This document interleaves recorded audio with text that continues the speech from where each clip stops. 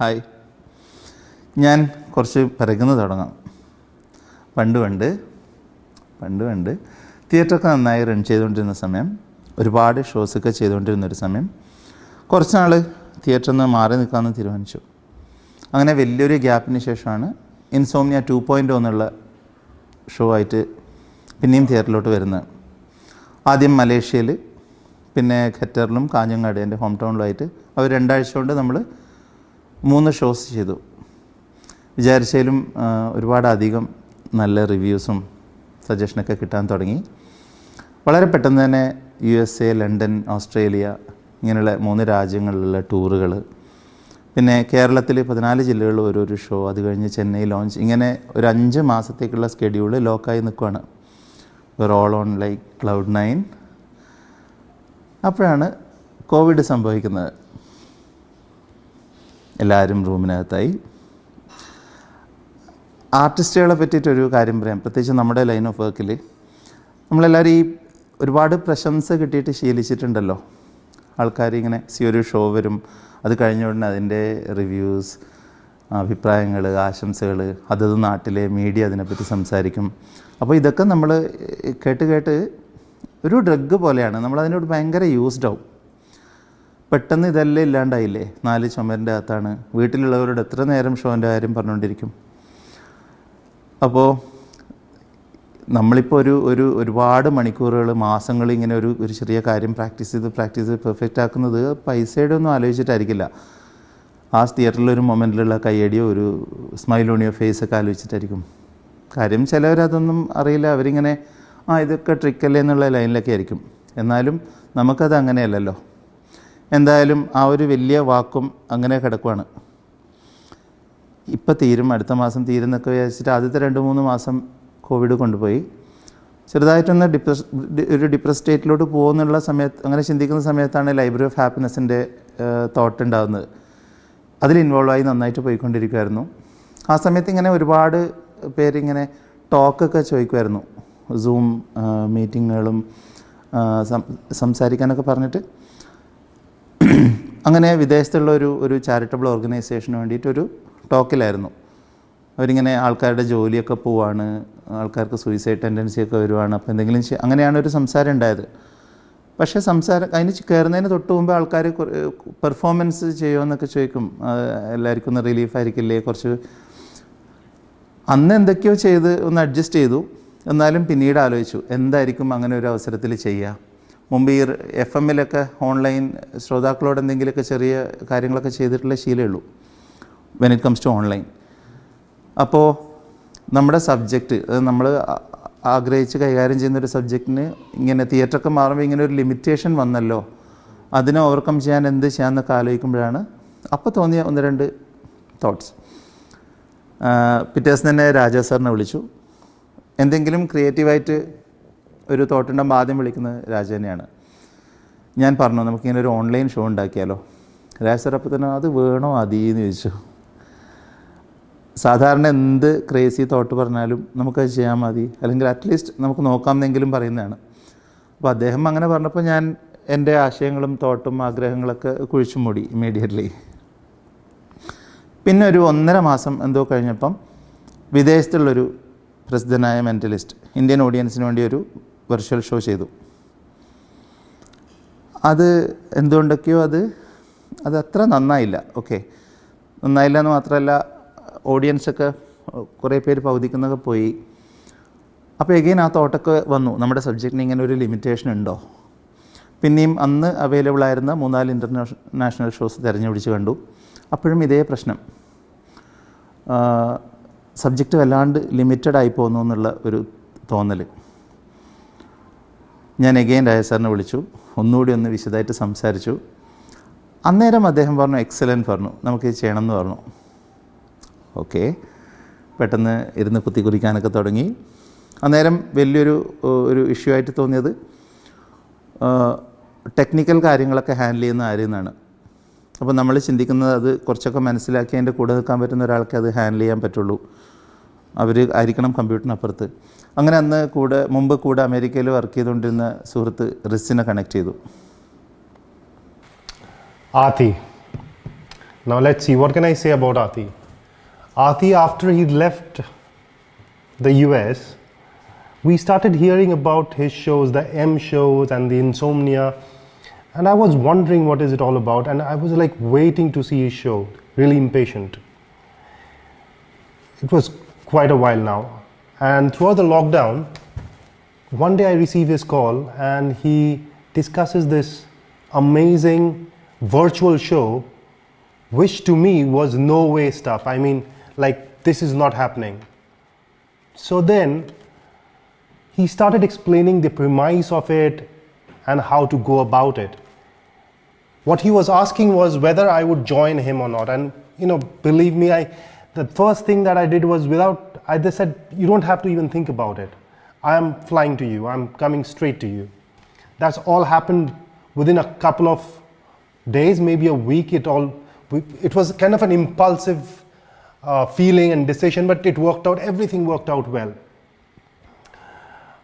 So about the show that we created, this virtual show, Lucid Dream, as far as my experience goes, I could tell you, it's not because we built the show or this is our baby.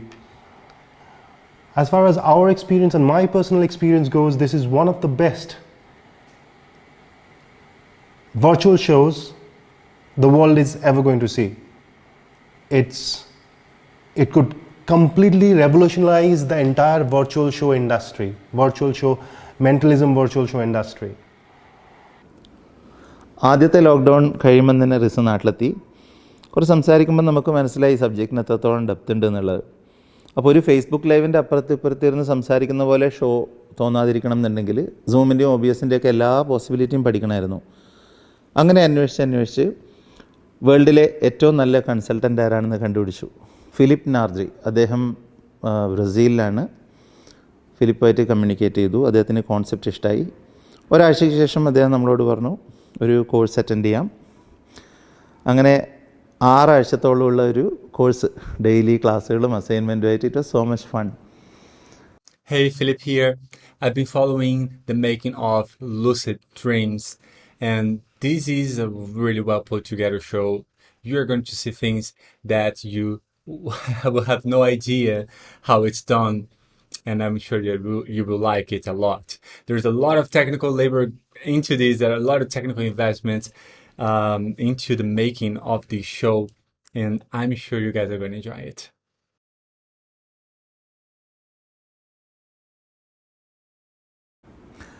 So lucid dream എന്ന് പറയുന്നത് ഒരു online interactive mentalism show ആണ്.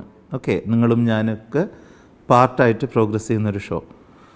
ചിലർ ticket എടുത്തതിന് ശേഷം mail എഴുതി ചോദിച്ചു lucid dream ക്ലാസ്സിൻ്റെ ഡീറ്റെയിൽസ് തരുമെന്ന്. അപ്പോൾ ഇത് ക്ലാസ് അല്ല. ഷോ അനൗൺസ് ചെയ്തതിന് ശേഷം ഫേസ്ബുക്കിലും ഇൻസ്റ്റയിലും വെബ്സൈറ്റിലൊക്കെ ആയിട്ട് നമുക്ക് കിട്ടിയ കുറച്ച് സംശയങ്ങളുടെ ഡീറ്റെയിൽസ് പറഞ്ഞുതരാം, ആൻസേഴ്സ് പറഞ്ഞുതരാം. ഒന്ന്, സൂം എന്ന് പറയുന്ന പ്ലാറ്റ്ഫോമിലാണ് ഷോ നടക്കുന്നത്. ഓക്കെ, അറിയാമല്ലോ, അതൊരു ഫ്രീ സോഫ്റ്റ്വെയർ ആണ്. ടിക്കറ്റ് ബുക്ക് ചെയ്യുന്നത് വെബ്സൈറ്റ് വഴിയാണ്. അപ്പോൾ തന്നെ നിങ്ങൾക്കൊരു കൺഫർമേഷൻ മെയിൽ കിട്ടും.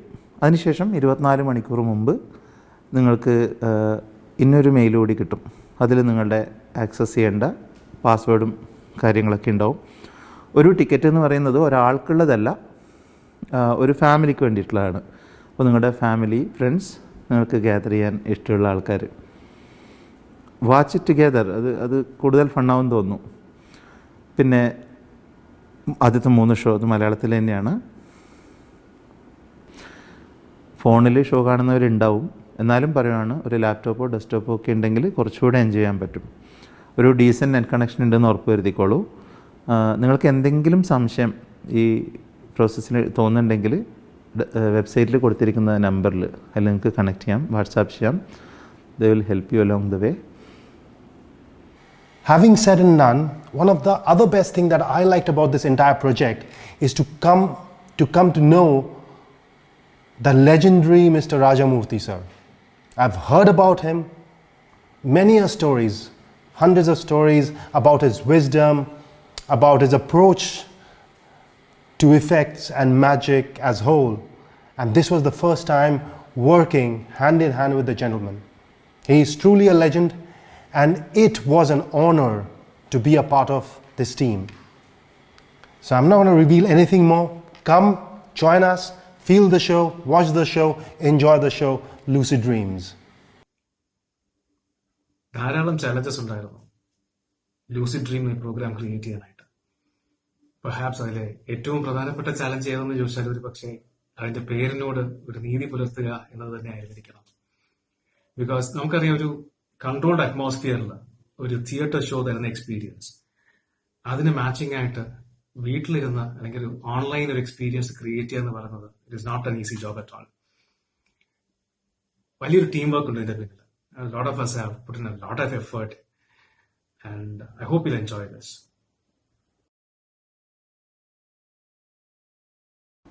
That depends. നിങ്ങൾ എപ്പോഴാണ് ഷോ കണ്ടതെന്ന് അറിയില്ലല്ലോ. ഇപ്പോൾ ഇൻസോംനിയ എന്നുള്ളത് തന്നെ എപ്പോഴും മാറിക്കൊണ്ടിരിക്കുന്ന ഒരു ഷോ ആണ്. 3 ഷോ മറ്റും മാറി തുടങ്ങിയതെന്നും, പക്ഷെ ഇപ്പോഴും ആ പേര് തന്നെയാണ്. ഇപ്പോൾ 2.0 റിലീസ് ചെയ്ത സമയത്ത് സെക്കൻഡ് ഹാഫ് മൊത്തം മാറ്റിയിട്ടുണ്ടായിരുന്നു. അപ്പോൾ നിങ്ങൾ എപ്പോഴാണ് ഷോ കണ്ടതെന്ന് അറിയാതെ ഇൻസോംനിയയുടെ സെയിം ഫ്രെയിം വർക്കിലാണ് ലൂസിഡ് ഡ്രീം തുടങ്ങുന്നത്. പിന്നെ ഓൺലൈൻ ആകുമ്പോൾ ഒരുപാട് ലിമിറ്റേഷൻസ് ഉണ്ടല്ലോ. നമ്മൾ പിന്നെ ഒരുപാട് കാര്യങ്ങൾ മാറ്റി. ഇപ്പോൾ നിങ്ങളൊരു മെൻ്റലിസം ഷോ കാണാത്ത ഒരാളാണെങ്കിൽ join us, it will be fun. ഇനി കണ്ട ആൾക്കാരാണെങ്കിലും ഇൻ്റലക്ച്വൽ ആയിട്ടുള്ള ആൾക്കാർ, ചിന്തിക്കുന്ന ആൾക്കാർ, അവർ ഇങ്ങനത്തെ ഷോ കഴിഞ്ഞ് വീട്ടിൽ പോകുമ്പോൾ ഒരുപാട് അസംഷൻസ് ഉണ്ടാക്കുമല്ലോ. അപ്പോൾ അതൊക്കെ മാറ്റാം. രാജാ സാറാണ് ലൂസിഡ് ഡ്രീം എന്നുള്ള പേര് സജസ്റ്റ് ചെയ്യുന്നത്. ഇൻസോംനിയക്ക് ശേഷം എന്താണ് എന്നുള്ള ചിന്ത എന്നാണ് ആ പേര് വന്നത്.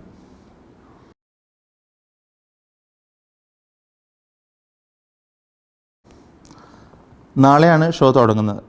ഇപ്പോൾ 9, 10, 11 3 ദിവസങ്ങളിൽ 3 ഷോയും മലയാളത്തിൽ തന്നെയാണ് അനൗൺസ് ചെയ്തിട്ടുള്ളത്. നല്ല ഓഡിയൻസ് സപ്പോർട്ടുള്ള വേറെ ചില രാജ്യങ്ങളുണ്ട്. അപ്പോൾ അവിടുത്തെ റീജിയണിലേക്കുള്ള ഒരു സ്പെഷ്യൽ ടൈം അതവർ റിക്വസ്റ്റ് ചെയ്തിട്ടുണ്ട്. പക്ഷേ ഈ ഷോ കഴിഞ്ഞിട്ട് ഒരു ബ്രേക്ക് ഉണ്ടാവും. അത് കഴിഞ്ഞിട്ട് തമിഴിലും ഇംഗ്ലീഷിലും ഉള്ള വേർഷൻ റിലീസ് ചെയ്യണം എന്നാണ് വിചാരിക്കുന്നത്. കൃത്യമായിട്ടുള്ള ഡേറ്റ് ഇപ്പോൾ പറയാൻ പറ്റില്ല. പറഞ്ഞ പോലെ ഇതൊരു എക്സ്പെരിമെൻ്റാണ്.